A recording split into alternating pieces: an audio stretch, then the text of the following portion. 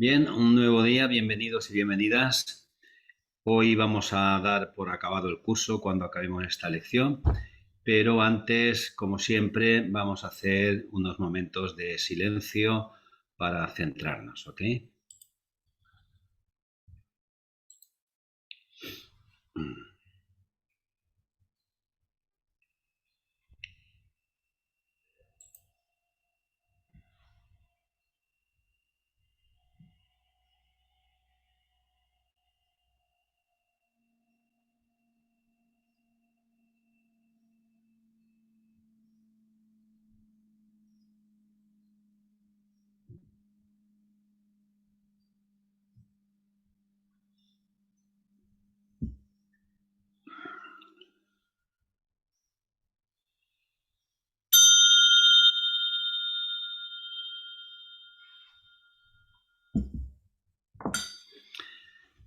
Bien, pues vamos a empezar. Hoy, como os decía, es el fin del curso y vamos a acabar con los debates que hubieron después del seminario después de las charlas de Rada Burnier. Y al final de los debates que vamos a dar, he hecho un resumen muy resumido de cada una de las conferencias que dio Rada. Recordar que en cualquier momento podéis levantar la mano para intervenir, ¿de acuerdo? Bien, pues vamos con la primera pregunta. Pregunta, ¿es posible conocer el cambio fundamental si uno es ambicioso, codicioso, etcétera? Y al mismo tiempo preguntan, ¿es posible producir el cambio fundamental por medio del poder de la voluntad? Y Rada contesta, ¿qué es lo que queremos decir por conocimiento del cambio fundamental? Todos nosotros somos codiciosos, ambiciosos, envidiosos, orgullosos y así sucesivamente. Y el sucesivamente puede ser muy largo. Ahí estamos todos nosotros. Por más que pensemos que hemos llegado a no sé dónde, que ya hemos dejado de lado tal, bueno, si siempre que quede alguna pequeña semilla, seguimos siendo codiciosos, ambiciosos, envidiosos, orgullosos, etc., etc., etc. ¿Ok? Y yo creo que es importante ser conscientes de que aún no hemos logrado eliminar todos estos problemas, ¿no? Dice Rada, puede que en una persona una de estas formas del yo sea muy fuerte y puede ser diferente en otra persona. Si soy ambiciosa pero no orgullosa, pienso que otra persona es egoísta porque es orgullosa. Esta persona ve que yo soy ambiciosa, pero que ella no lo es, de modo que piensa que yo soy egoísta.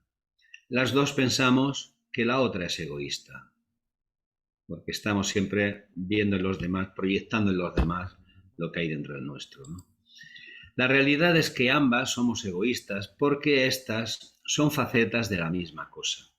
Una forma del yo no es mejor que otra. La receta en cada uno de nosotros es ligeramente distinta, pero es la misma clase de sopa. Así que aquí estamos, ambiciosos, orgullosos, etcétera, etcétera.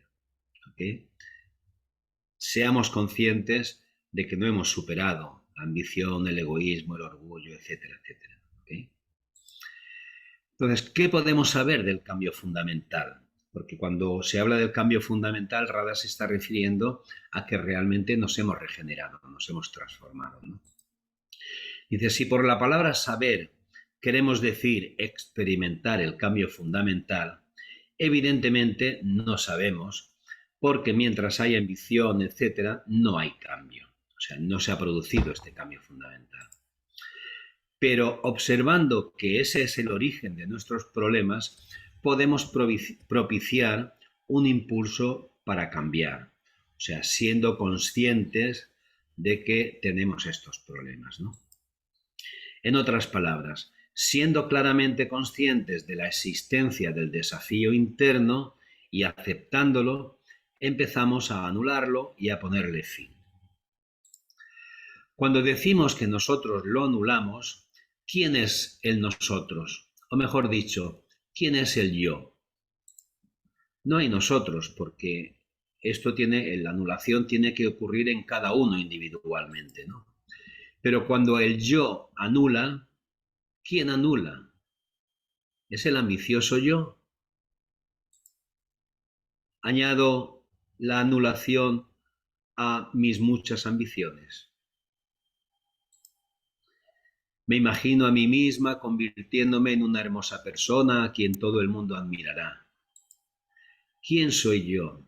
Esa es la pregunta hacia la cual Ramana Maharshi dirige una y otra vez la atención. ¿Quién piensa? ¿Quién desea? ¿Quién hace? Y todo eso, ¿no? Krishnamurti puntualizaba, el observador es lo observado. La persona que quiere anular es tal vez la persona ambiciosa. La pregunta, porque había otra pregunta que se refería a si el cambio fundamental puede producirse mediante la voluntad. Dice, la pregunta de la propia voluntad viene a ser igual a esta. ¿Puede el yo querer alejar la ambición? El conocimiento demuestra que el observador que desea terminar con la ambición es la ambición que es observada. Ese conocimiento es un desplazamiento a un nivel de conciencia no asociada con la cosa llamada yo mismo. Eso puede ser buddhi. El conocimiento de que el observador que desea terminar con la ambición es la misma ambición que es observada. ¿Okay? Y este conocimiento, toma de conciencia, es algo que posiblemente venga a través de buddhi, ¿no? Dice, solo la clara visión, no buscar alcanzar nada ni hacer nada, puede aquietar la mente y poner fin a su actividad. Puede que no sea voluntad del yo. La doctora Annie Besant, explicaba que un problema, pongamos por ejemplo la ambición, a menudo aumenta si una persona lucha contra ella, porque el que lucha es igual que la persona que es ambiciosa, porque el yo está lleno de contradicciones. Desea seguir siendo como es y al mismo tiempo quiere cambiar, desea terminar, ¿no? Annie Besant aconsejaba meditar sobre la cualidad opuesta. O sea, si tenéis inclinación a ser irascibles, meditar sobre la paz. Si es una verdadera meditación, la conciencia empieza a sentir paz. Es un buen método, o sea, intentar meditar sobre la cualidad contraria a lo que deseáis, a lo que os pasa, ¿no? O sea, un cambio de nivel, plano o dimensión es un cambio cualitativo. Puede que la voluntad universal no sea diferente de la inteligencia universal y de la bondad universal. En el Bhagavad Gita habla del actor, que es también el que goza, el que experimenta, el que piensa, y habla también de la libertad de esa identificación. Cuando la mente es libre, no hay sentimiento de yo soy el actor, yo soy el que goza, el que sabe, la persona que se sirve de la voluntad. La autoidentificación puede ser muy sutil. Puede que conscientemente no pensemos yo soy el actor, pero en el trasfondo de la mente podría estar el sentimiento de yo actúo, yo soy la persona que sabe, el conocimiento es mío, la experiencia es mía, lo cual es una manera de mantener un centro propio, que es un centro creado psicológicamente. El yo a veces es muy sutil y se disfraza de buddhi, se disfraza de santo, se disfraza de todo. Y hemos de estar un poco muy atentos y no creernos cuando el yoyito está pensando que ha llegado a no sé dónde, ¿no? El Bhagavad Gita expone el hecho de que esto es una proyección del pensamiento, una especie de ficción que hemos creado, de etiquetas que hemos inventado. Hay una clase distinta de acción. de acción sin la persona que dice yo soy el actor, de conocer sin el centro que dice este es mi conocimiento. O sea, es una acción impersonal, ¿no? Lo esencial del problema es, ¿continúa existiendo el propio centro o ha muerto? ¿Continúa existiendo el yoyito?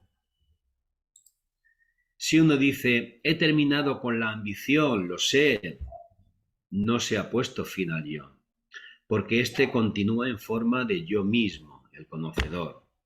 O sea, cuando nuestro yo dice, he terminado con la ambición, ya no soy egoísta, ya no soy, pues no hemos puesto fin todavía al yo. Otra pregunta dice, algunas veces miembros de la sociedad teosófica con ideas propias que no siguen la línea generalizada son mirados como no teosóficos. ¿Qué criterio se sigue a esto? ¿Pueden las opiniones personales, por irritantes que puedan ser, perjudicar a la sociedad teosófica? ¿O bien pueden incluso ayudar a mantener viva y alerta a la sociedad libre de dogmatismos? Yo creo que esta es una pregunta importante, ¿eh? Recordar que si queréis hacer algún comentario podéis intervenir, ¿eh? Levantar la mano porque no os veo a todos, ¿eh? Bien, la respuesta... Yo sí que los veo si se mueven. No veo Vale, la imagen en las manos si las tengo puestas. vale.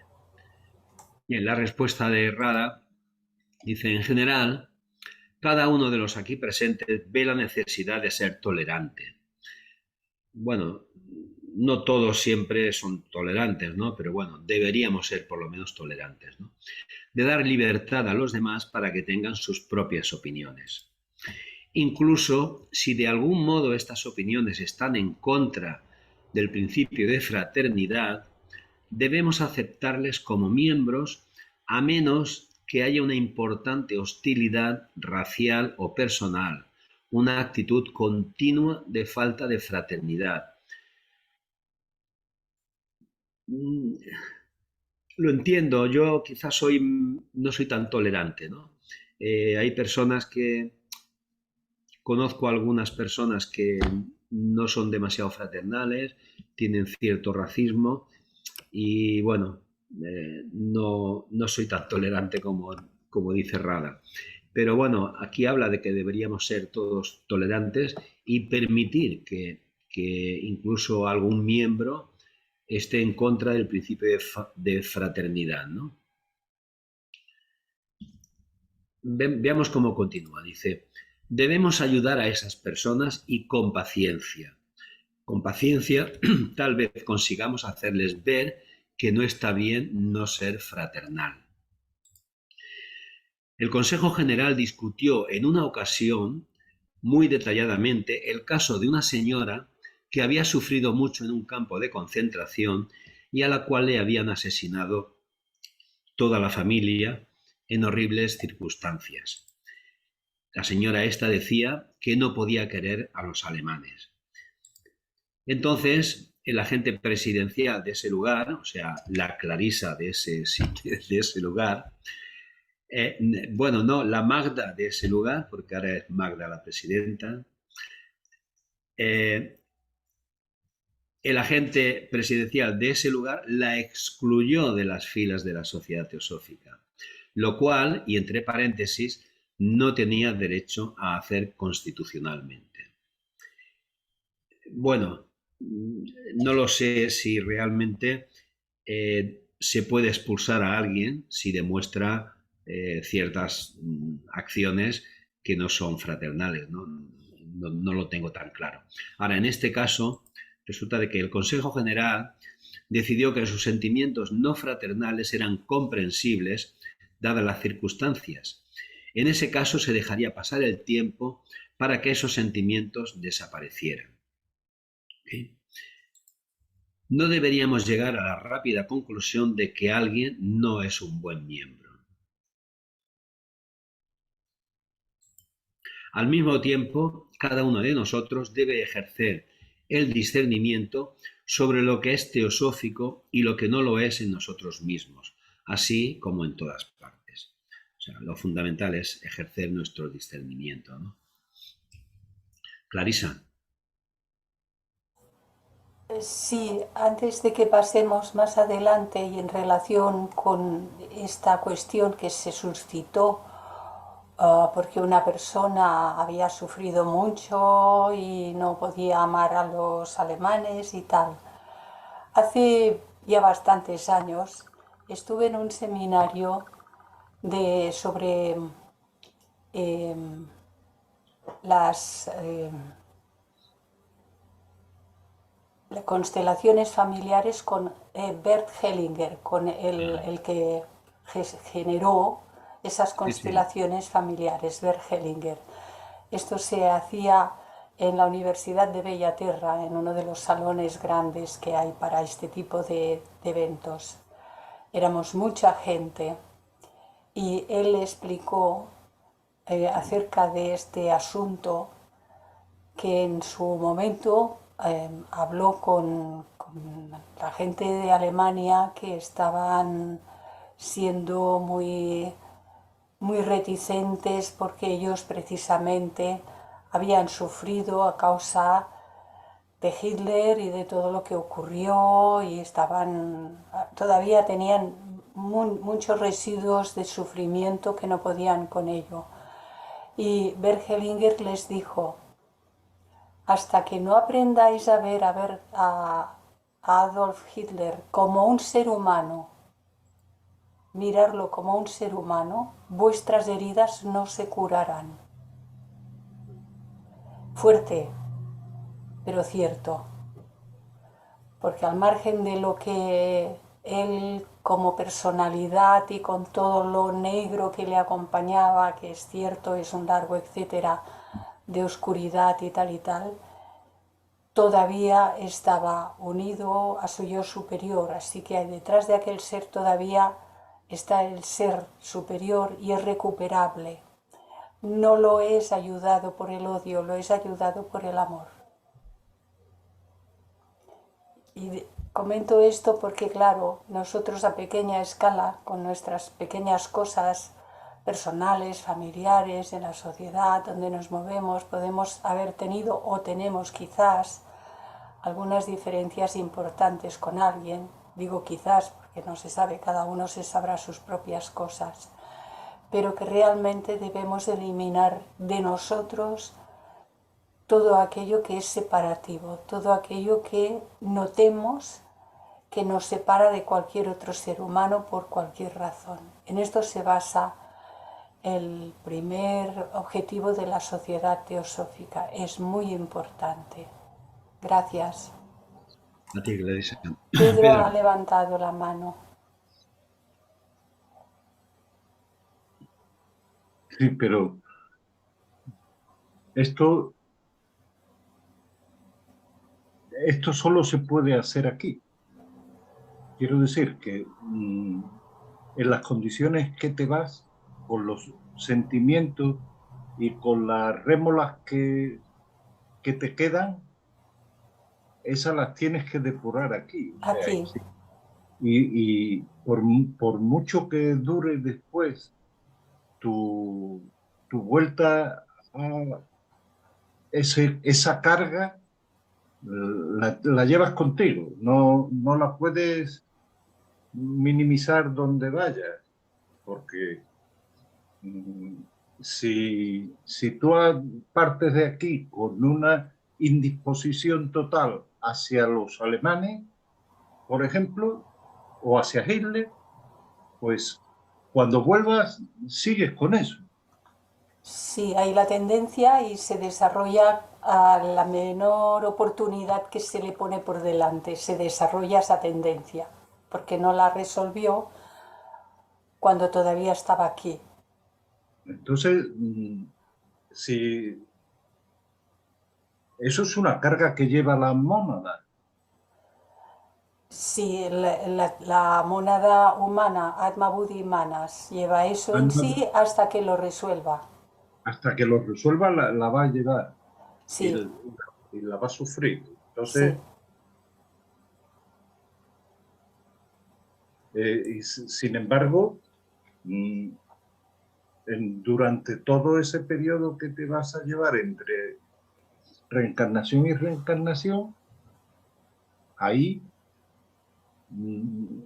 lo que hace es asimilar nada más. Eso queda a resguardo, porque ahí no puede estar activo. Ahí no hay ni cómo transmutarlo, ni cómo volcarlo como odio hacia otros seres. Ahí eso queda a resguardo, en la mochila, como dice el Josep ahora. Esa es la mochila que uno lleva y la trae de vuelta. Pero durante ese periodo está latente, está inactivo, Sí, latente pero inactivo. inactivo, No, inactivo. Está inactivo. En el de Bachán no puede ir nada bajo, nada denso. El de Bachán es un estado de felicidad subjetivo y van solamente aquellas virtudes, aquellas cosas elevadas que llevamos con nosotros. Lo bajo nos está esperando para cuando volvamos. Sí, es lo que llaman los escandas, las tendencias y que conforman el carácter al nuevo sí, nacimiento. están en tu taquilla y la tienen ahí preparada para cuando Sí, vuelves. sí. Sí, sí. Como cuando No uno sale tienes, de la no, prisión y le dan lo que había dejado en la taquilla cuando entró y dice, esto es lo no suyo, tienes, no tienes ninguna posibilidad de, de de transmutarlo. manejarlo, de transmutarlo. No. Solo aquí tienes. En el de Bachán no se viven nuevas experiencias ni se puede experimentar para transformar nada. Simplemente es asimilar lo que ya se ha vivido. Claro, por eso se nos explica en muchos lugares de la literatura teosófica que es aquí donde estamos completos, porque tenemos un vehículo para cada plano de conciencia.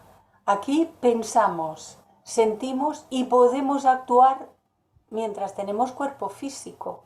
En cuanto perdemos el cuerpo físico, el tiempito que está más o menos largo en el plano de cama, el plano denominado astral usualmente, ahí puede sentir, pero no puede actuar, no tiene cuerpo con que actuar. Incluso puede llegar a decir cuánto me he equivocado, bueno, pero no puede remediarlo porque ya no está donde generó esas causas y no puede remediarlas. Así que, bueno, eso es interesante. Cuando hablamos de todas estas cuestiones y todos los cursos y todo lo que explican todos nuestros compañeros, que cuando pillamos una idea nos demos cuenta de que esa es la que tenemos que aplicar aquí y ahora mientras estemos en este plano, porque eso es lo que transforma, transmuta, es esa regeneración de la que nos ha estado hablando eh, Claro. Rada por boca de Ramón y que es tan importantísimo. Es aquí donde tenemos que hacer la regeneración para no llevarnos el paquete y no volver con el paquete. Bueno, veis que aquí acaba la frase, esta Rada dice, cada uno de nosotros debe ejercer el discernimiento sobre lo que es teosófico y lo que no lo es en nosotros mismos, así como en todas partes. Eh, yo creo que la función de nuestra sociedad es que ejerzamos el discernimiento, o sea, promueve el altruismo, la solidaridad, la ayuda mutua, el compañerismo, etcétera. Pero normalmente nosotros tomamos partido en muchos aspectos, ¿no? Políticamente, socialmente, cuando hay conflictos sociales de cualquier tipo, pero la sociedad teosófica normalmente no se pronuncia ni a favor ni en contra. Lo que promueve es que tengamos el discernimiento y que actuemos evidentemente libremente. Porque tomar posturas, o sea, está claro que la postura de la sociedad teosófica es hacia lo correcto, hacia lo bueno, hacia la bondad, pero no dice a nadie qué es lo que tiene que hacer.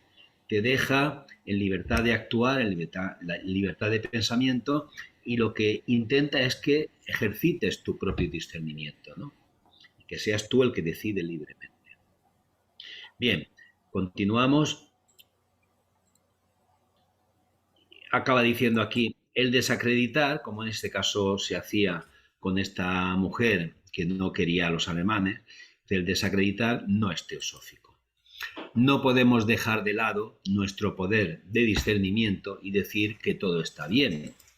Algunas opiniones son claramente antiteosóficas. Si alguien trata de establecer una autoridad en la sociedad, estamos obligados a decir que no, que esto no va de acuerdo con el modo de actuar teosófico. De la misma manera, cuando nace un pensamiento en la mente, uno debe ver si es teosófico o si no lo es. El discernimiento es esencial en el trabajo de la sociedad.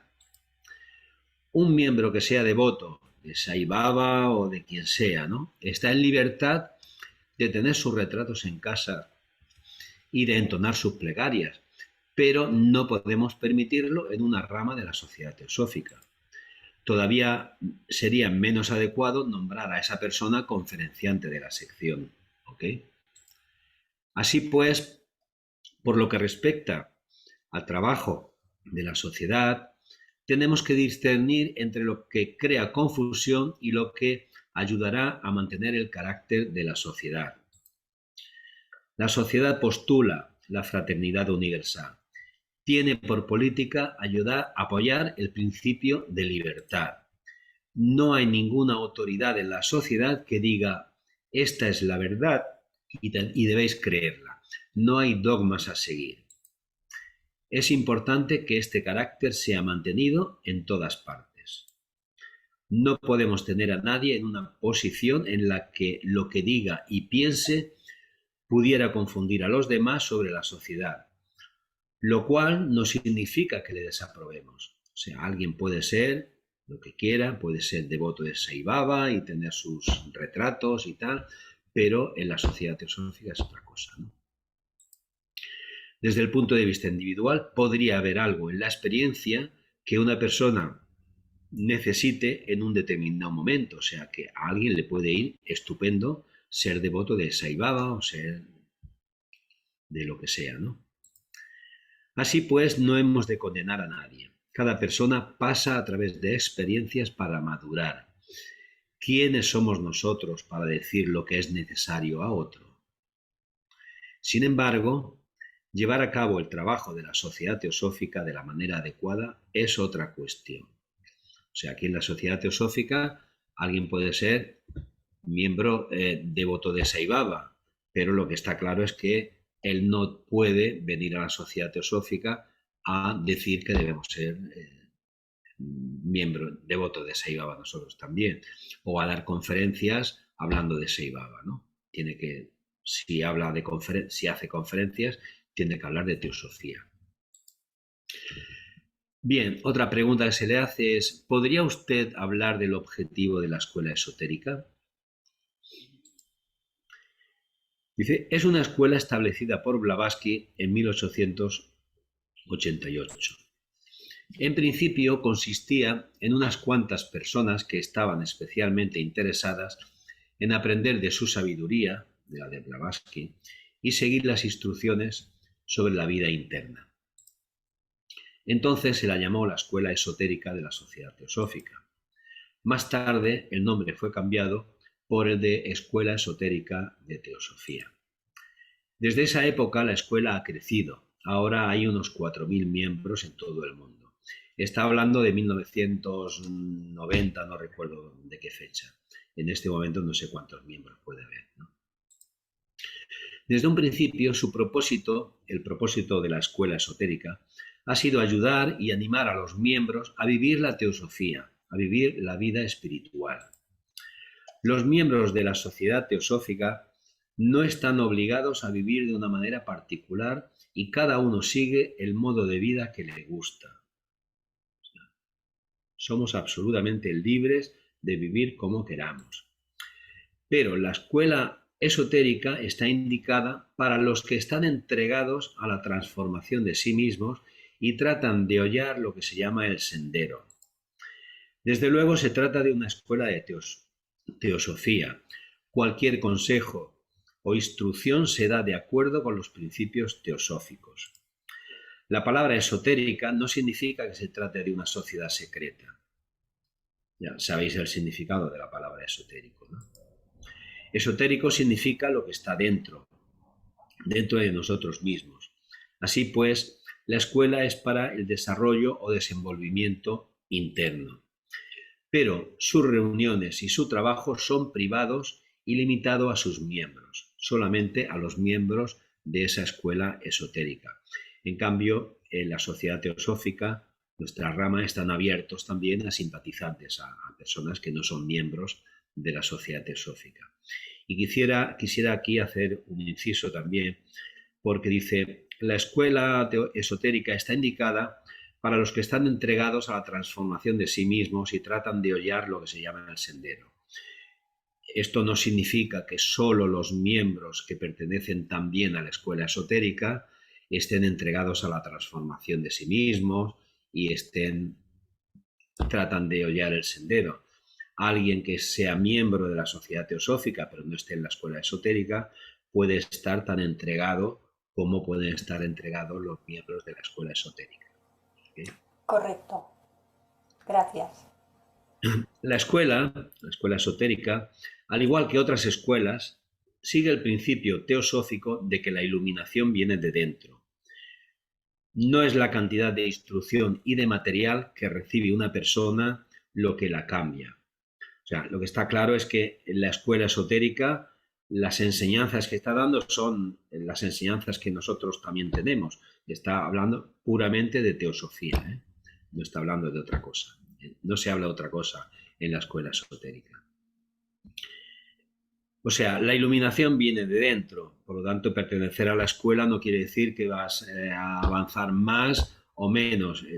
Todo va a depender de del trabajo interno que cada uno haga. O sea, no es la cantidad de instrucción y de material que recibe una persona lo que lo cambia, sino el trabajo interno que esta persona hace, ¿no? Todo depende de la propia capacidad de asimilación de las verdades y de sus desinteresados motivos. De modo que lo que la escuela esotérica trata de hacer, el éxito depende del individuo más que de la escuela, es animar y ayudar a sus miembros a profundizar en los principios y verdades teosóficos y tratar de vivirlos sinceramente. La escuela tiene ciertas normas, por ejemplo, la abstención de carnes, alcohol y tabaco. Los miembros deben adoptar un modo de vida ordenado y responsable. Esto, por ejemplo, no se pide para los miembros de la sociedad teosófica, pero sí se pide para los que quieran ingresar en la escuela esotérica. Algunas veces se pregunta, ¿por qué tienen que imponerse reglas a una persona? La escuela no impone reglas, pero solo admite en sus filas a los que se han dado cuenta de que esto es lo que quieren hacer. O sea, no quieres hacerlo, no entres en la escuela esotérica, ¿no? La cuestión de abstenerse de comer alimentos cárnicos es una cuestión de sensibilidad de la unidad de la vida. Unidad implica no sacrificar la vida de otra criatura para comer su carne, porque la carne no es necesaria para vivir, ya que hay millones de vegetarianos con muy buena salud. En este contexto, la cuestión que se plantea es si el matar es objetable. Los vegetarianos también matan plantas. Esto lo he oído muchas veces. Lo suelen decir, ¿no?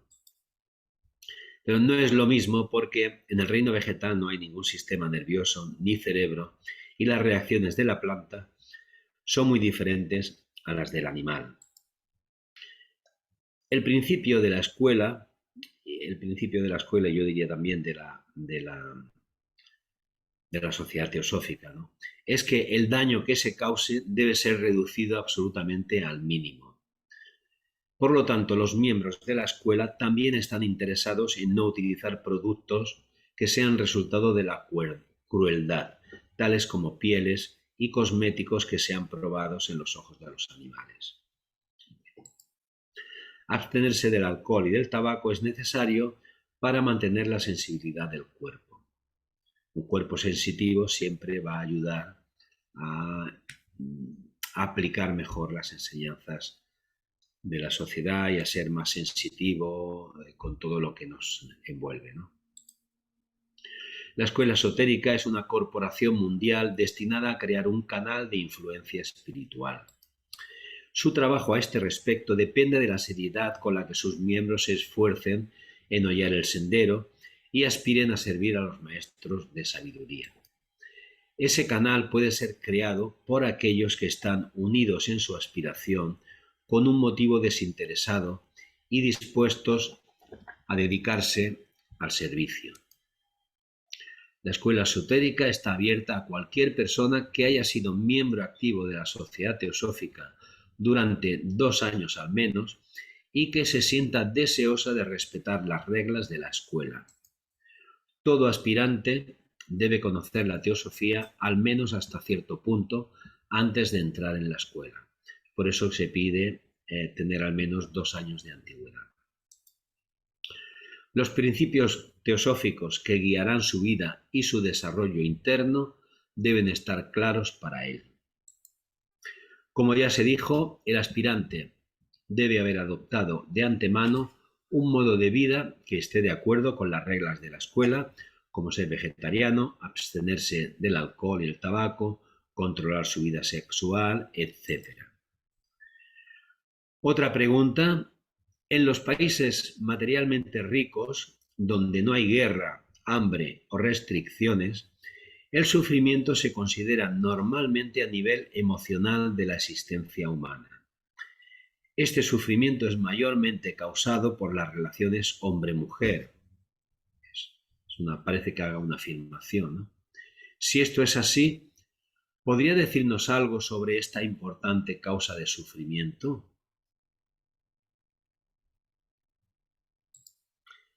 Dice Rada: ¿podemos decir realmente que la mayor parte del sufrimiento de los países ricos es emocional?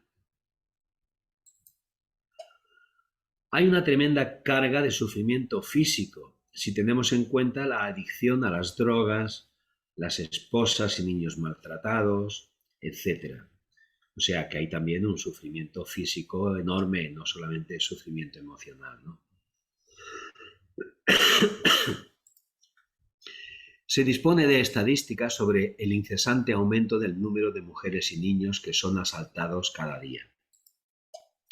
La violencia en las calles y el asalto a las casas está también entre los muchos síntomas de la miseria en los países ricos. El problema del sufrimiento en la relación hombre-mujer, que es lo que preguntaba, nace porque a las personas les gustan las posesiones. El amor a la posesión es un grave problema. La posesividad puede observarse en diversas clases de relaciones.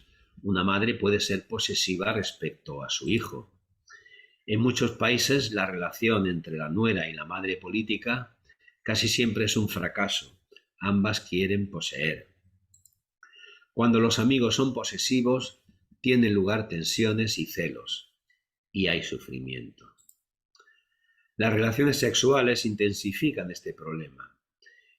Es una buena prueba el tema de las relaciones sexuales, porque coloca a las personas en la peor posición posible, donde pueden pasar la prueba satisfactoriamente o bien fracasar estrepitosamente. En las relaciones sexuales hay un fuerte sentido posesivo, porque mucho del placer físico y psicológico va asociado con esto. El origen del placer, es decir, el hombre o la mujer de los cuales se obtiene placer, se identifica con el placer. Así pues, hay un fuerte apego. El sexo también es una manera de olvidarse de sí mismo. Y la gente entonces concede importancia al sexo en parte porque es el único momento en que experimentan el olvido de sí mismos. El apego y la posesividad se desarrollan a menudo cuando hay una relación sexual. Es por eso que los celos se hacen tan intensos y lo que se llama sufrimiento de la separación se siente más agudamente en estas relaciones. Un hombre santo de la India decía que las personas no existen para que nosotros las poseamos, solo existen para que las sirvamos. Qué bonito, ¿no?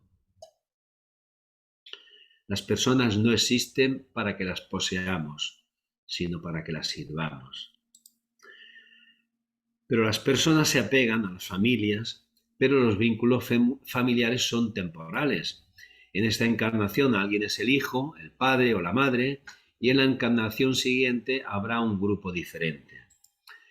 Estamos comprometidos en una relación con un grupo determinado para aprender responsabilidad y para servir del mejor modo posible, y también para ayudarles a desarrollar su propia potencialidad, no para poseerlos, no para sujetarlos, no para que actúen de acuerdo con nuestros deseos.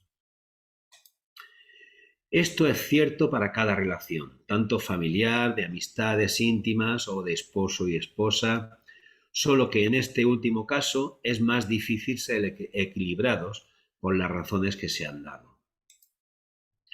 El sufrimiento cesa por completo cuando no existe apego ni posesividad. Incluso la separación no importará cuando no hay apego. Si realmente amáis a una persona, cuando la persona muere, el amor no muere, ni el gozo del amor. La distancia no importa si realmente amáis a la persona. Dejaréis que sea libre para marcharse. Pero ojo, no hay que confundir cuando dice cuando no existe apego ni posesividad, no quiere decir que exista indiferencia. ¿Ok? No hay que confundir el desapego con la indiferencia. El sufrimiento, por lo tanto, no es causado por la otra persona, nos lo causamos nosotros mismos. Cada persona con la que estáis ligados os da la oportunidad de aprender a no ser posesivos y a aprender qué es el verdadero amor. Teniendo esto en cuenta, empezad con la familia. La mayor parte de la gente se siente apegada a la familia, aún más si se trata del esposo o de la esposa. Aprender a no estar apegados, aprender a amar. El apego y el amor, en el verdadero sentido, no pueden coexistir. Si hay apego, no hay amor. La vida es para comprender cuál es el amor que no esclaviza. Otra pregunta dice, la vida es un proceso. Entonces, después de todo, ¿existe un cambio fundamental? Disculpad un momento.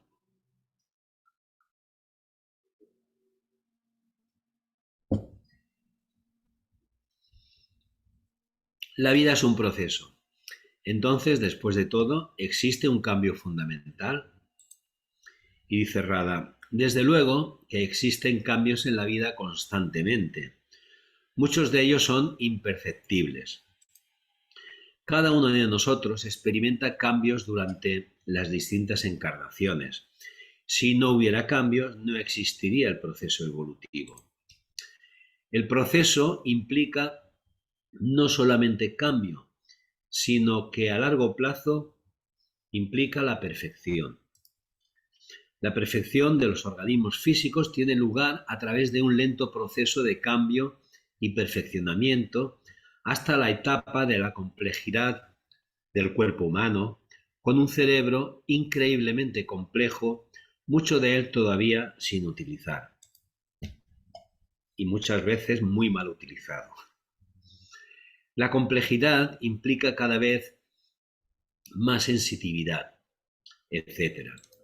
Desde el punto de vista teosófico, por medio de la evolución biológica hay el desarrollo de la conciencia. La capacidad de percibir más y responder más se desarrolla a través de largos periodos de tiempo. Así que, ¿deberíamos hacer algo o deberíamos dejar que el proceso evolutivo nos lleve a la perfección y nos libere de nuestros problemas? Deberíamos dejar que la evolución nos empuje. Por lo que parece, la cosa no funciona así. Blavatsky afirma en la doctrina secreta Dice, el hombre es el único agente libre de la naturaleza. Y en el Vivekachudamani de Sankaracharya, que es la joya suprema de la sabiduría, y en el Dhammapada se dice que contiene las palabras del Buda, hay afirmaciones que señalan la posición especial del ser humano. La etapa humana es especial. Tal vez incluso el generalizado punto de vista homocéntrico es una falsa interpretación de la Biblia y una distorsión de la verdad de que hay algo especial en la vida humana.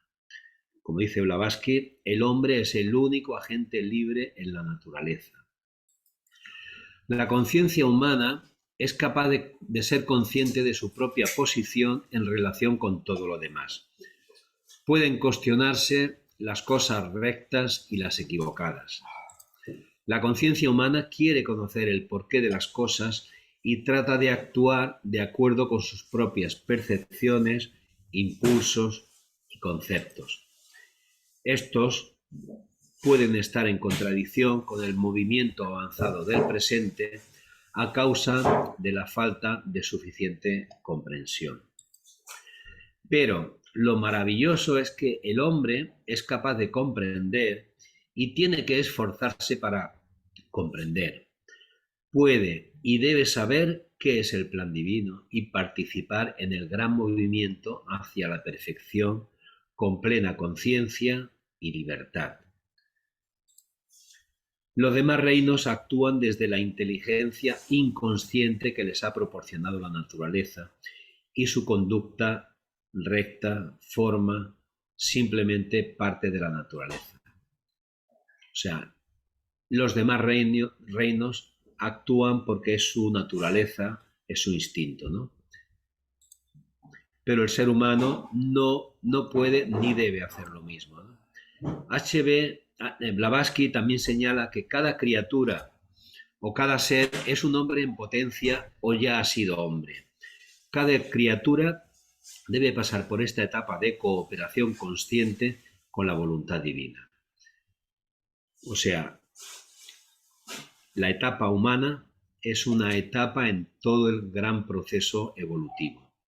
Y todo en la naturaleza o ha pasado por el reino humano o pasará por el reino humano.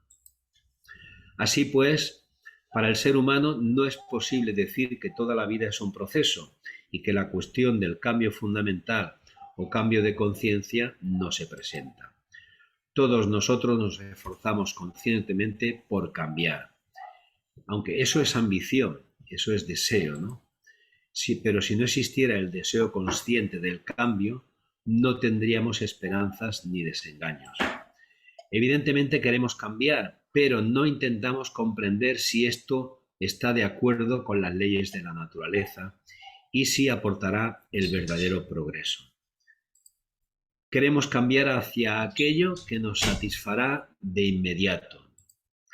Pero el cambio fundamental significa crecer en conocimiento e inteligencia, descubrir la belleza de todo el proceso divino y cooperar con él libremente porque es maravilloso hacerlo así. ¿Ok?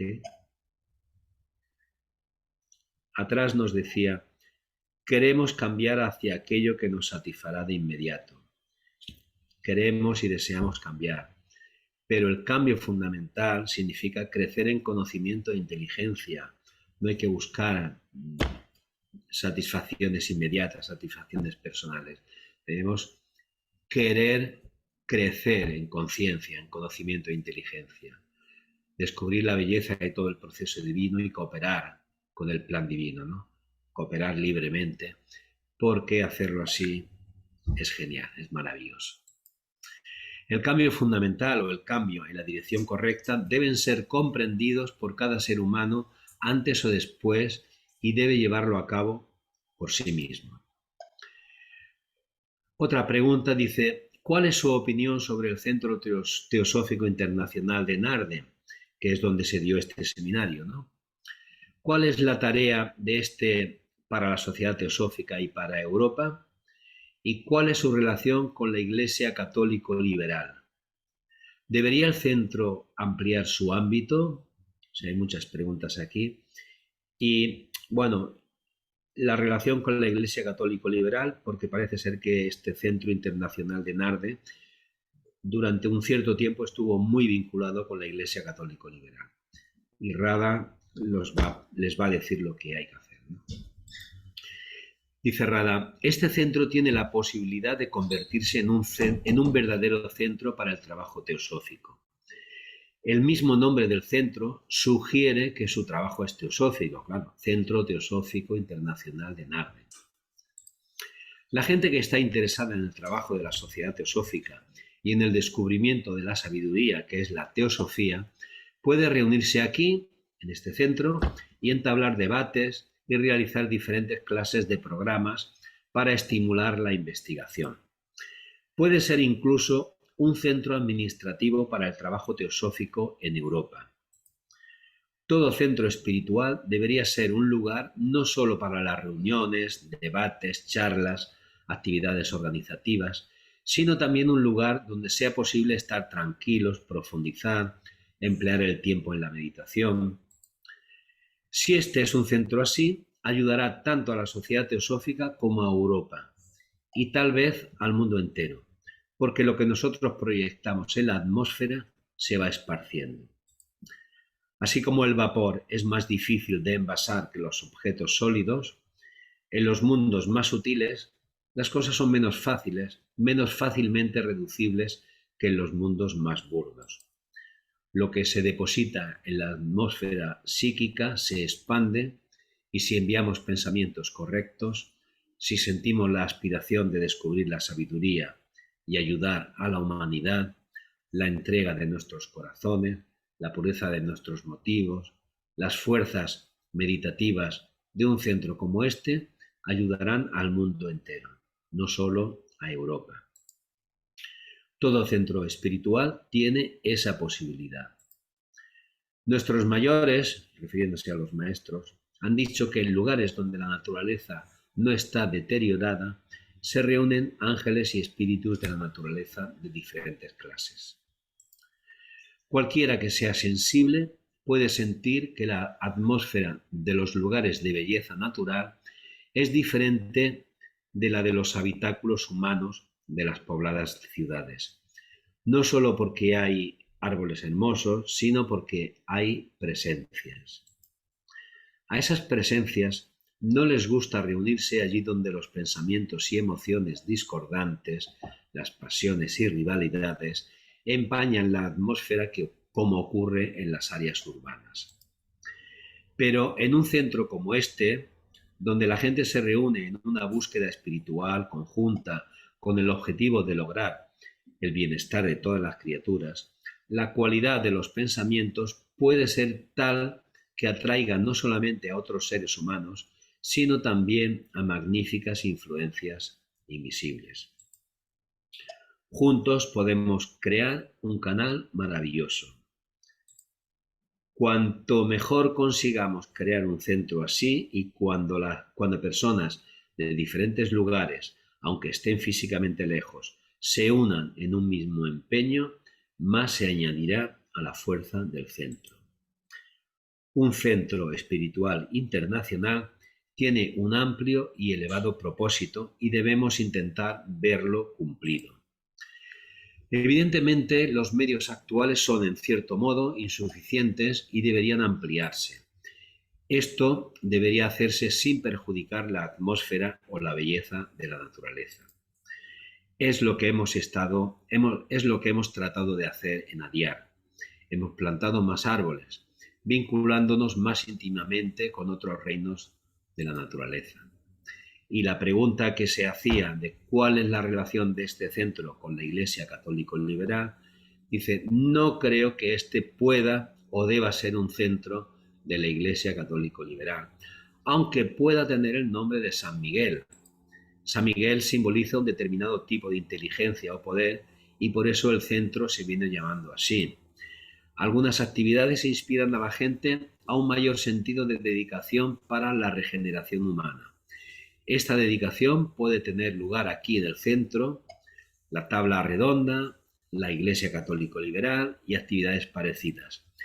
Pero creo que el centro no debería identificarse con esta Iglesia Católico Liberal porque esta Iglesia Católico Liberal da la nota cristiana y el centro debe trascender cualquier denominación o imagen particular. ¿Vale? Debe ser realmente un centro internacional y universal. Es una gran suerte que hayamos empezado con el tema de la regeneración humana. Esto ya está acabando.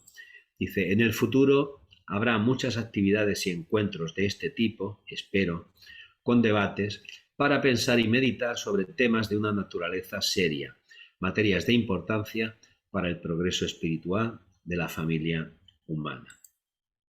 Y aquí se acaba el seminario este. Se ha hablado mucho de regeneración humana y a mí la verdad es que el libro me ha encantado precisamente porque no habla demasiado de las enseñanzas teosóficas que podemos encontrar en otros libros o en la doctrina secreta, pero está hablando mucho sobre todo de la aplicación práctica de todo lo que aprendamos, de todo lo que leamos en la literatura teosófica. Está hablando de que debemos transformarnos, de que debemos regenerarnos, porque este es el futuro. Si la sociedad humana no toma ese camino, mal vamos y así nos está yendo, ¿no? Entonces, ahora lo que voy a hacer es dar un repaso muy breve, muy resumido a todo lo que hemos dado durante este curso, ¿no? Resumiendo, en la primera charla que dio, que era el trabajo de la sociedad teosófica y el cambio fundamental en el hombre y en la sociedad, dice, somos un reflejo de la humanidad y la humanidad es lo que somos nosotros. Los desafíos externos son de nuestra creación porque nos dividimos en naciones, en grupos, categorías de diferentes clases y nos identificamos solo con un grupo. Estamos convencidos de que los problemas no son creación nuestra, que el resto del mundo ha creado las dificultades. Creo que el trabajo de la sociedad teosófica es apuntar hacia el desafío interno, porque es mucho más importante verlo y abordarlo que seguir ocupándonos de lo que está fuera.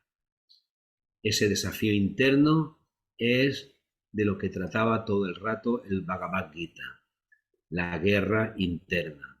¿Ok? La sociedad debe aclarar que tratar de los desafíos externos no es suficiente. El desafío externo es el producto del desafío interno, el cual se produce en el interior de la mente, en la psique. La sociedad humana no puede cambiar a menos que cambien los individuos, y el cambio debe ser hacia una perspectiva de universalidad. Si no consideramos el origen del problema, sino que nos limitamos a sus efectos, entonces solo se encuentran soluciones temporales, parciales y superficiales. Es lo que está ocurriendo, por ejemplo, con la política, ¿no? En la política siempre se está tratando de encontrar soluciones a los problemas que tiene la sociedad. Pero claro, mientras los individuos no cambien, los problemas se aligeran seguramente con ciertas medidas, pero el problema sigue existiendo, ¿no? Y cuando a veces uno deja de estar presente, aparece otro nuevo. O sea, que hay que considerar siempre el origen del problema, que es que hemos de cambiar nosotros. Cambiando nosotros, cambiará el mundo. Somos un reflejo de la humanidad y la humanidad no es ni más ni menos que lo que somos nosotros. En la segunda charla era la naturaleza del cambio. Dice, es importante liberar a la mente de su trágica tendencia a considerarlo todo fragmentariamente. Si el hombre no puede descubrir más sobre sí mismo y comprenderse tal como es y también lo que será, su propio potencial ilimitado, maravilloso, no puede saber lo que es bueno para él. Si no nos conocemos a nosotros mismos, mal sabremos lo que nos interesa. Así pues, el hombre trabaja constantemente para lo que él cree que es bueno, pero en realidad crea sufrimiento. De modo que la causa fundamental, el origen de los problemas, debe identificarse y resolverse. El cambio fundamental es pasar del egoísmo, que es también egocentrismo, preocupación por uno mismo, etc., a un estado de comprensión, de armonía y de unidad, donde se descubre que el bienestar de los demás es tanto o más importante que el de uno mismo. El cambio fundamental es pasar del egoísmo, que es también egocentrismo, preocupación por uno mismo, y pasar a un estado de comprensión, de armonía, de unidad, donde se descubre que el bienestar de los demás es tanto o más importante que el de uno mismo. El conocimiento que no contiene ningún elemento de amor en él no es conocimiento. La tercera charla iba sobre la regeneración y los objetivos de la sociedad teosófica. Dice, aunque la sociedad teosófica tiene 3 objetivos, que ya supongo que todos los conocemos, tiene un propósito único, que es el de elevar a la humanidad desde el punto de vista moral y espiritual. Y esto que dice Rada se ha visto reflejado en lo que últimamente se ha puesto como misión de la sociedad teosófica, que es servir a la humanidad cultivando una comprensión y realización cada vez más profundas de la sabiduría perenne, la autotransformación espiritual y la unidad de la vida toda. O sea, es lo mismo que está diciendo Rada Burnier. Servir a la humanidad aprendiendo cada vez más teosofía, transformándonos, aplicando este conocimiento y tener muy presente el tema de la unidad de la vida toda, ¿no? Continúa diciendo, en la naturaleza existen estas 2 cosas, desigualdad y diversidad. Cada ser está en su propio nivel en la escala de la evolución y todo es diferente de todo lo demás. Sin embargo, implícito en ello está la existencia una, la esencia una, en todo.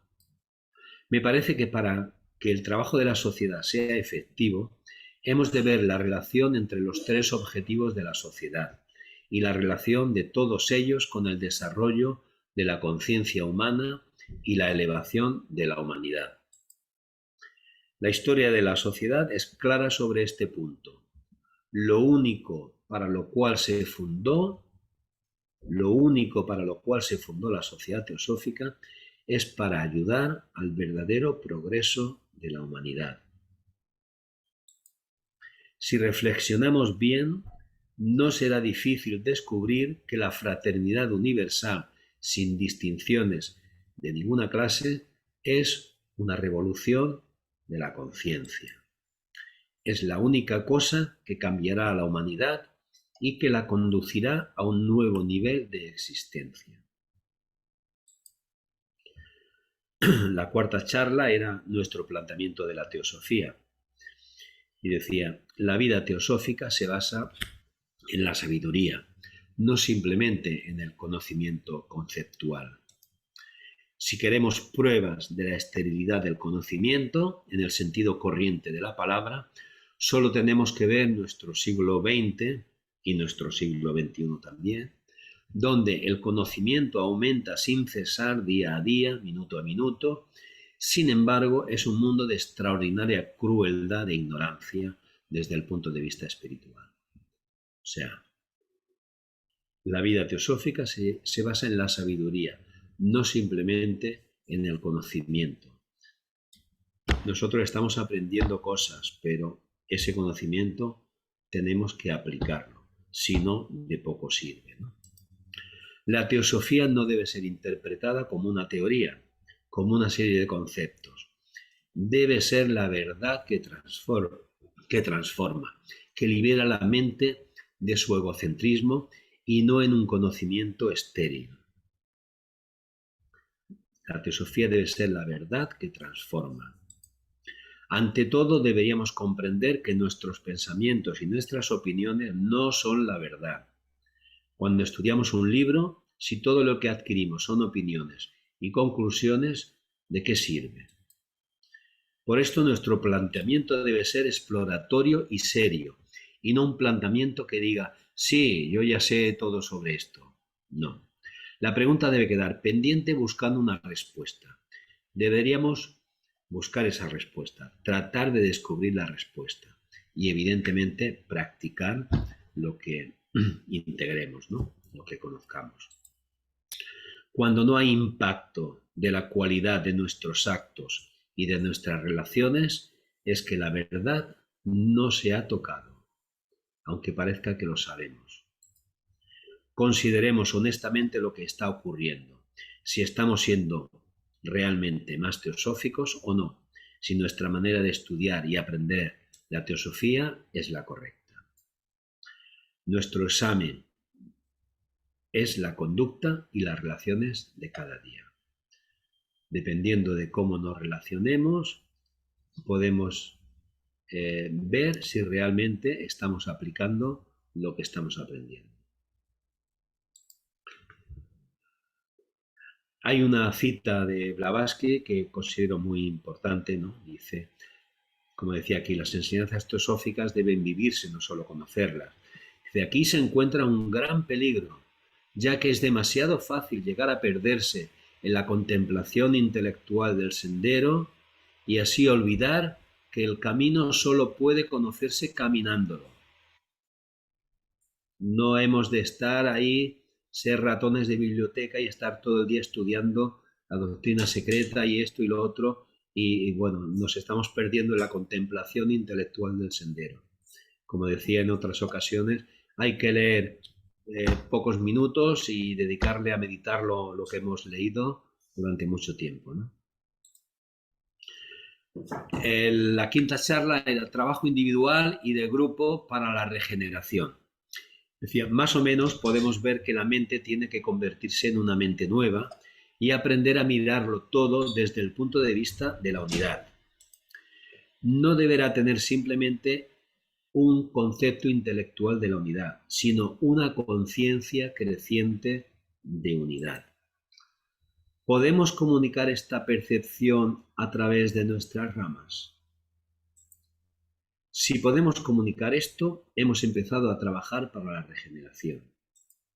La regeneración no ha tenido lugar en nosotros. No nos pensemos ya regenerados. Pero solo el ver que esto es lo que nosotros y la humanidad necesitamos es el principio y es importante. Si pensamos que el trabajo de la sociedad es menos profundo, de menor alcance, sucumbimos a las distracciones a llevar a cabo el trabajo.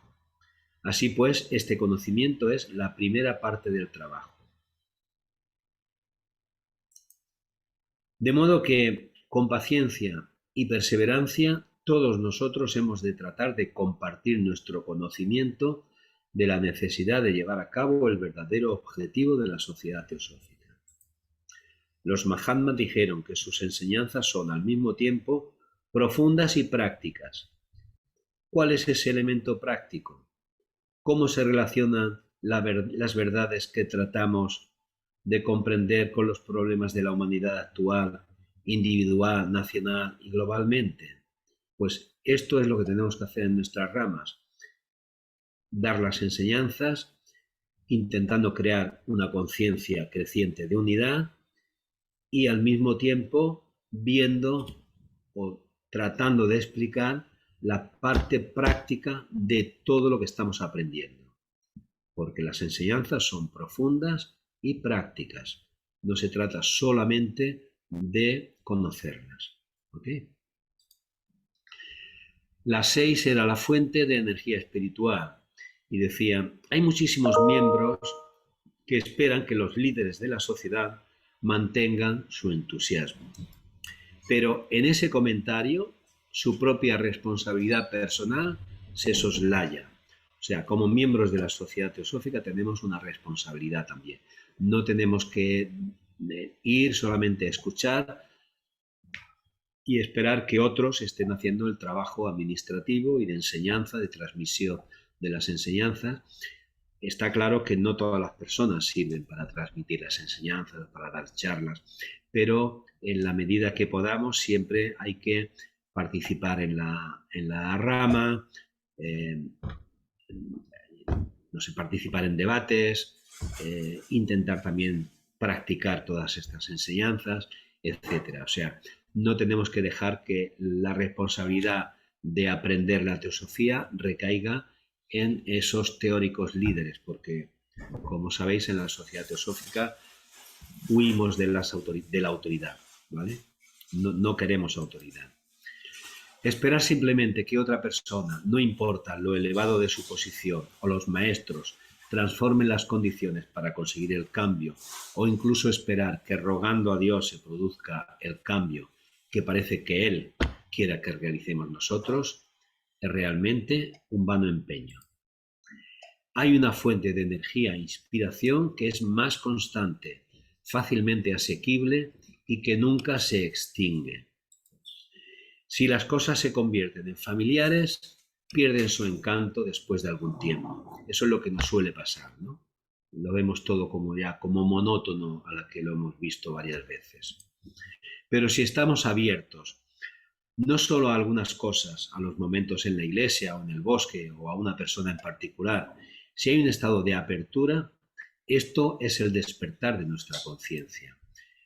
Puede variar el grado, pero por poco que la conciencia esté abierta, la energía fluye. Gastamos mucha energía en toda clase de cosas triviales.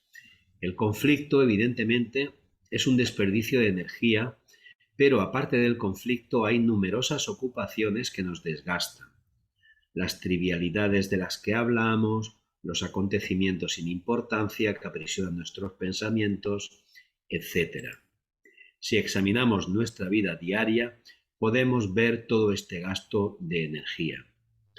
Aquí dice, por poco que la conciencia esté abierta, la energía fluye.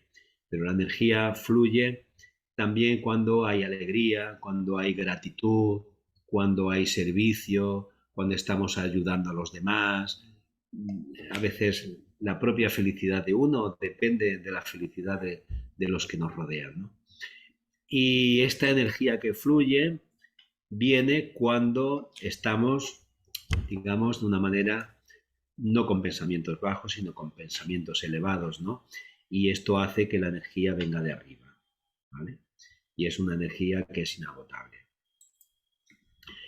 Conclusión. Dice, aunque creemos ver la importancia de la regeneración, realmente no la vemos. Realmente no la vemos. Hemos de ser conscientes, hemos de grabárnoslo a fuego de que hemos de regenerarnos, ¿no? Vemos una pequeña parte, no lo vemos como un todo, no sentimos toda la magnitud del problema. Por tanto, la necesidad de producir un cambio radical no es un imperativo en nuestra vida. Y esto es así, aunque pensemos que realmente somos muy conscientes de todo ello. Realmente no lo vemos, ¿no? Por eso debería sentirse lo vital que es el tema de la regeneración, lo vital del problema que hay en la humanidad, ¿no? Cuando volvamos a nuestro trabajo rutinario, a la oficina, a nuestras preocupaciones diarias, desaparecerá para nosotros este problema. Nos olvidaremos del tema de la regeneración. Si eso ocurre, nada cambiará. Dedicaremos nuestros pensamientos a mantener vivo el tema hasta que evoque la pasión necesaria para producir la regeneración. Se cuenta la historia de una persona que preguntó a su maestro, ¿cómo puedo liberarme? El maestro le sumergió en el agua y la mantuvo hundida hasta que le faltó la respiración. Entonces el maestro le explicó que aquel que ansía la liberación del mismo modo que ansía el aire cuando está debajo del agua, la encontrará. Pues de esa misma manera tenemos que sentir nosotros que hemos de regenerarnos. No basta con ir a un seminario, entusiasmarse y luego irnos de vacaciones y hasta el nuevo seminario, hasta la nueva charla, hasta la nueva conferencia. Si la regeneración es algo vivo para nosotros, será algo vivo en la rama teosófica o en el grupo con el que trabajamos. No podemos mantenerla viva si solo se trata de un concepto mental. Y queridos amigos, hasta aquí hemos llegado en este curso que me ha encantado y ahora os toca a vosotros. Si queréis hacer algún comentario, la opinión, preguntas, etcétera, etcétera. Manos, manos, muchas manos, todos a la vez no, por favor. Sí, todos a la vez no. Todos así. No, me ha gustado mucho el curso, ¿eh? Es Sí. muy útil y además claro, o sea, de aplicación inmediata. Sí, sí.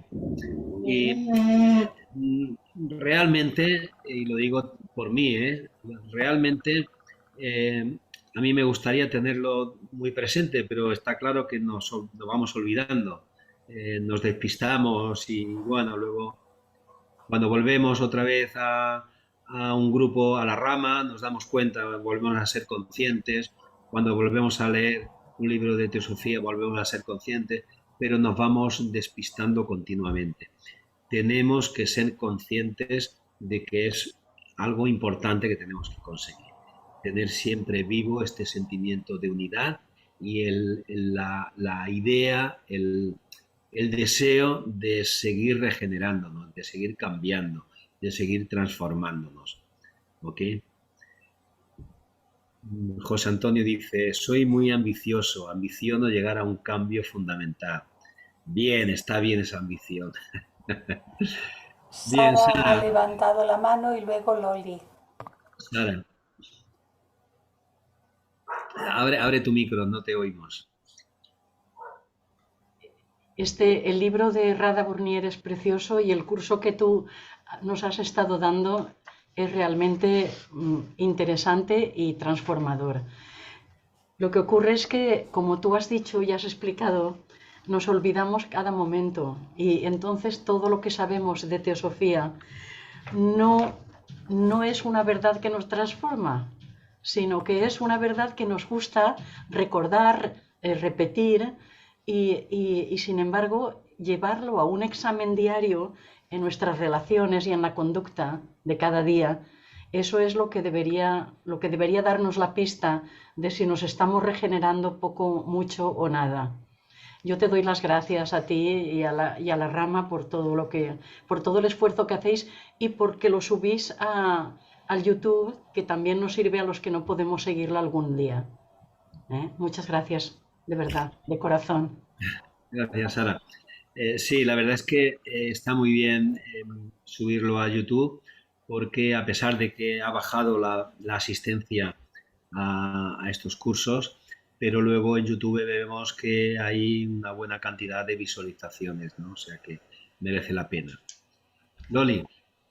Bueno, yo darte las gracias a ti y a Clarisa por este curso, me ha gustado mucho. Yo la conclusión que saco es que está muy bien pues plantearnos las cosas y en ciertos momentos sí que es verdad, momentos de mucha tensión que te sirven todas estas reflexiones, pero yo pienso que a veces, bajo mi punto de vista, cuando tú estabas dando esta última clase que decías de dónde parte, ¿no? Cuando yo me quiero regenerar, de qué parte del yoyito, de qué parte.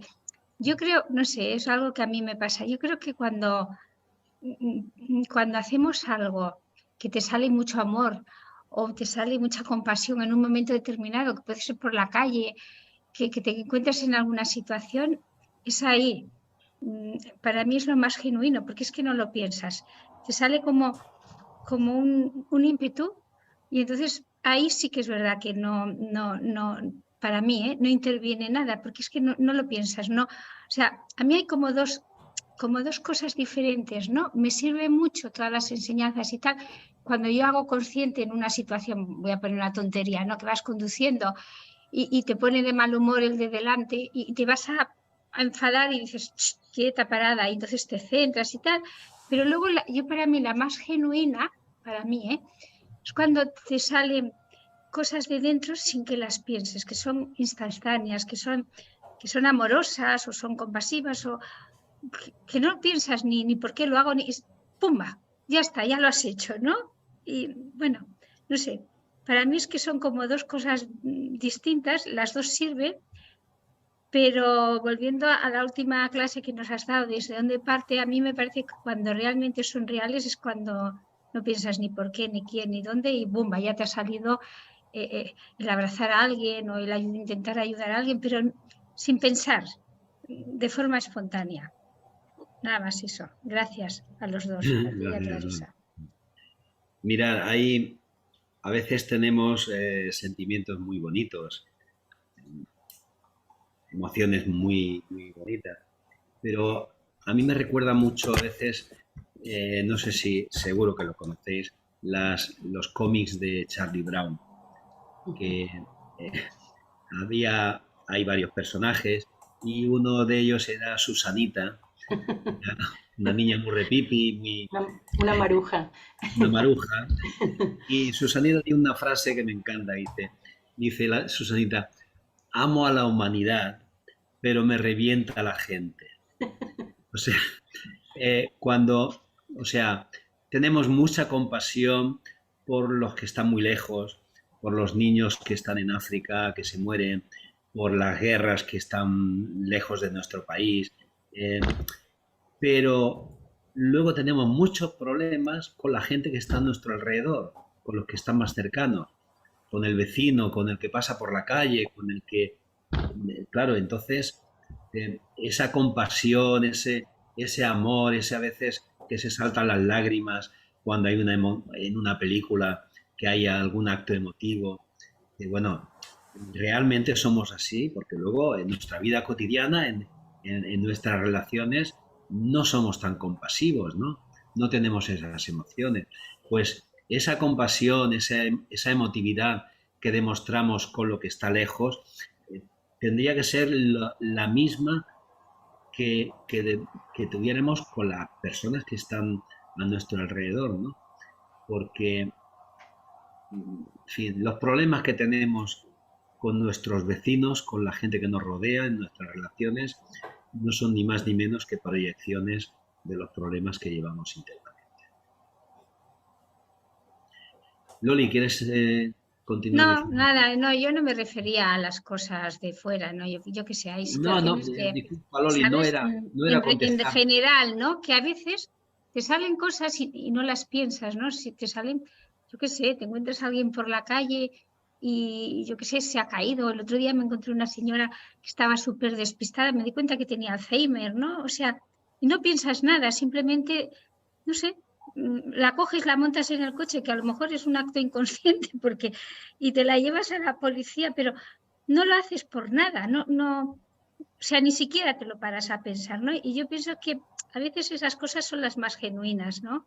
No sé, es algo que yo me planteo. Yo todo esto lo veo me sirve desde dos puntos de vista, ¿no? O sea, la reflexión es muy buena porque me sirve para en un momento determinado calmarme yo misma y centrarme y decir no. Pero luego lo que a lo mejor lo más genuino, pues son estas cosas que salen sin saber por qué ni de dónde. No lo sé, ¿eh? Es algo que yo pienso. Clarisa. Bueno, genuinos son las dos reacciones. La una está en el polo positivo, cuando te surge eso tan espontáneo de coger a la persona y llevarla donde va a poder ser ayudada, etc. Y genuino es el otro polo, que está en el polo que decimos negativo, cuando uno, por ejemplo, va con el coche, le hacen una mala pasada, le adelantan sin avisar y le cruzan y tal, y entonces se acuerda de toda su familia y se enfada. son los dos polos, porque cuando es del centro, cuando llegue a ser en nosotros del centro, habrá habido esa regeneración, la habremos realizado, de la que nos ha estado hablando Ramón durante todo el curso. Actuar desde el centro es actuar amorosamente con los dos, con el uno y con la otra, con la persona que necesitaba la ayuda en ese momento y con la persona que se nos cruza por delante con el coche, actuar amorosamente. Y ya sé que esto de momento nos suena un poco extraño, generalmente, ¿no? Porque pasan muchas cosas. No estamos diciendo que ahora ya podamos estar en ese centro, pero ese centro es el lugar de la conciencia al que hemos de llegar. Y claro, la regeneración es la que nos va a llevar a ese centro. De momento es el trabajo de observarnos precisamente para darnos cuenta cómo va ese bamboleo de una cosa a la otra.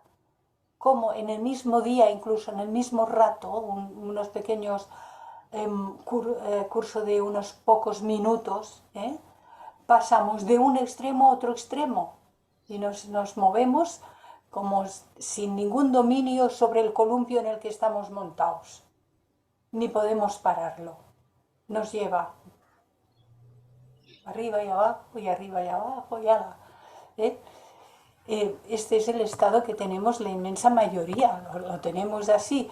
Más grados, menos grados. ¿Y quién es uno para ponerle grados a nadie? Ni siquiera a uno mismo. ¿Quién soy yo para decir dónde estoy? No podemos. Pero sí podemos ser sinceros y observarnos y darnos cuenta de ese movimiento pendular en el que estamos. Bueno, veis que la teosofía realmente no está ofreciendo la sociedad teosófica o la teosofía en la sabiduría.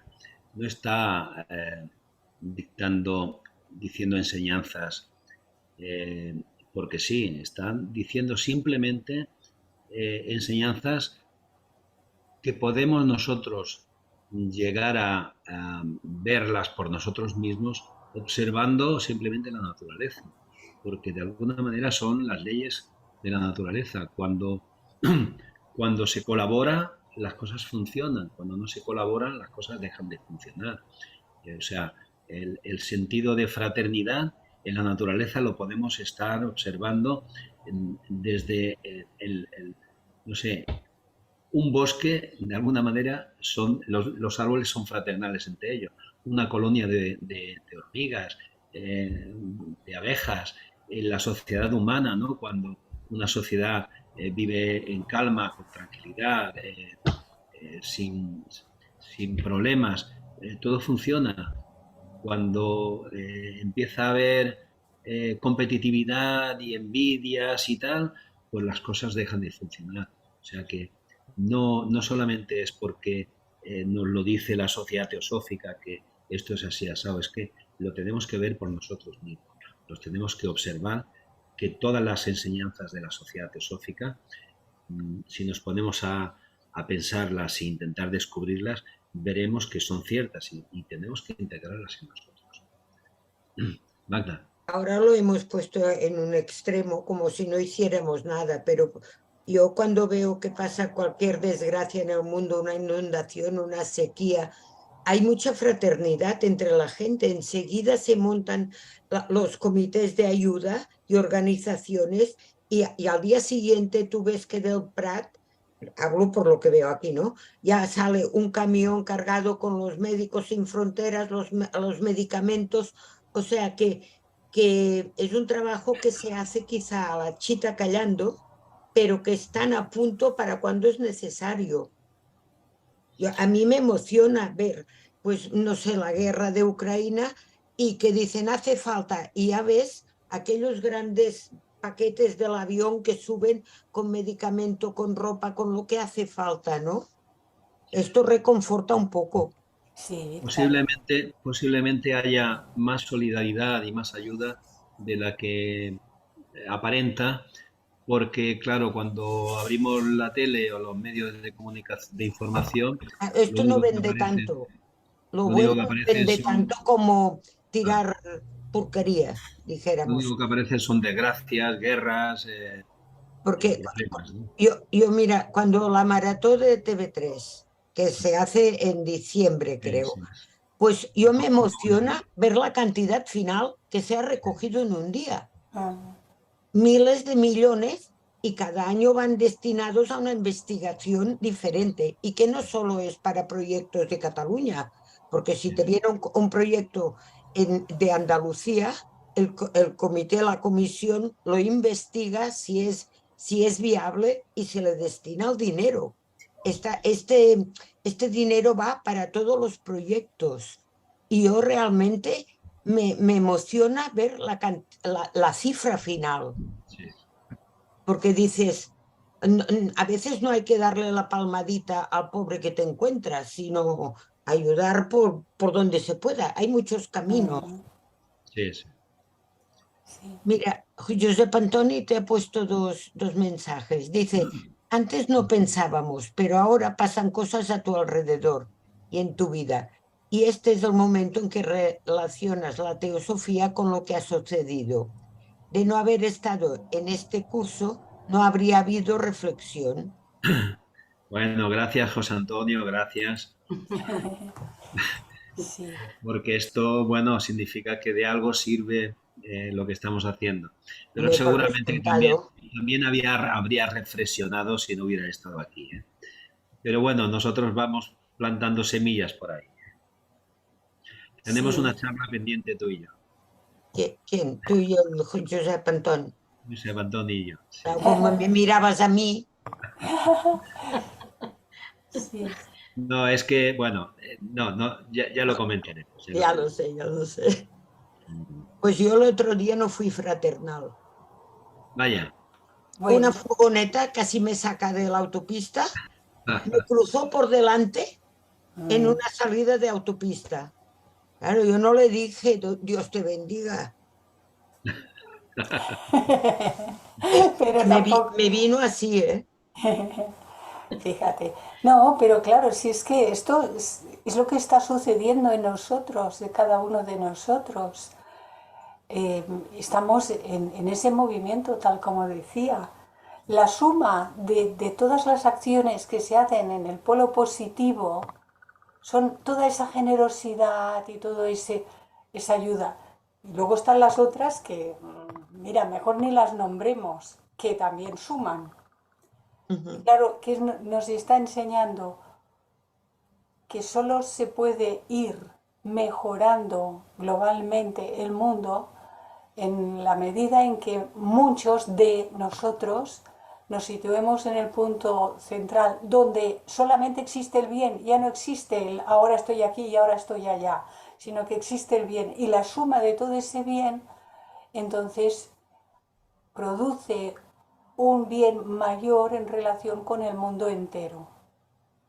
Pero bueno, estamos donde estamos, y esto no lo estamos negando en ningún momento. Tenemos que Ujú. autoobservarnos. Yo, ¿a quién vigilo? A Clarisa. ¿A quién observo? A Clarisa.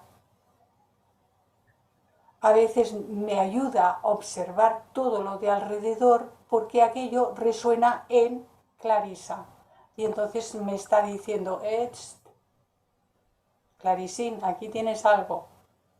sí. Es fundamental ser conscientes de que no hemos llegado a ningún lado, de que tenemos que cambiar y estar atentos en la medida que podamos y cuando nos despistamos y volvemos a darnos cuenta y volvemos a estar atentos y bueno, pues estar en este camino, ¿no? Y siempre ir hacia adelante y poco a poco iremos aprendiendo, deshaciendo algunas de los problemas que tenemos, pero eso, es un camino largo que no se acaba nunca, porque incluso cuando nos iluminemos y seamos maestros, ahí tampoco se acaba la cosa continúa. Bueno, pues ¿Qué nos sí. vas a ofrecer, Ramón, Eso le va a Eh, preguntar yo. para adelante? Ay, Mira, todavía no lo tengo claro lo que haré el curso próximo, No lo tengo claro. En todo caso, espero que también me ayudéis y me sugiráis por dónde ir, ¿no? En todo caso, de aquí a junio, que será cuando acabe el curso este, tengo un par de charlas ya medio preparadas. La primera, yo creo, me está gustando mucho. Es una charla que os pienso hacer a los que queráis asistir sobre lo que es la teosofía y lo que es la sociedad teosófica. O sea, seguramente la llamaré Teosofía y Sociedad Teosófica, punto, ¿no? Y hablar de qué es una cosa y qué es otra. Y la otra que estoy preparando también, aunque ya se ha hablado mucho sobre el tema, sobre el karma, y hablar algo alrededor también del dharma, karma y dharma.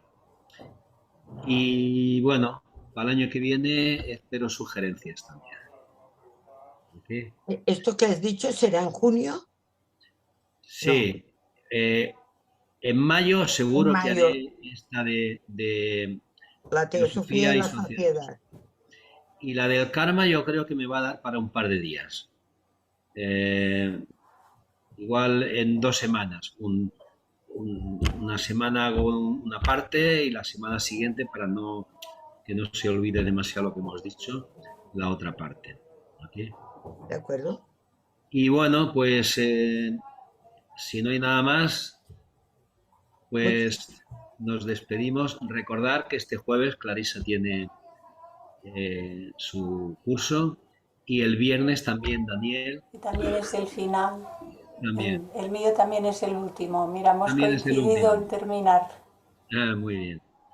Bueno, pues Bueno, gracias muchas por gracias. haberme acompañado Gracias. en este curso. Venga, un Gracias, abrazo.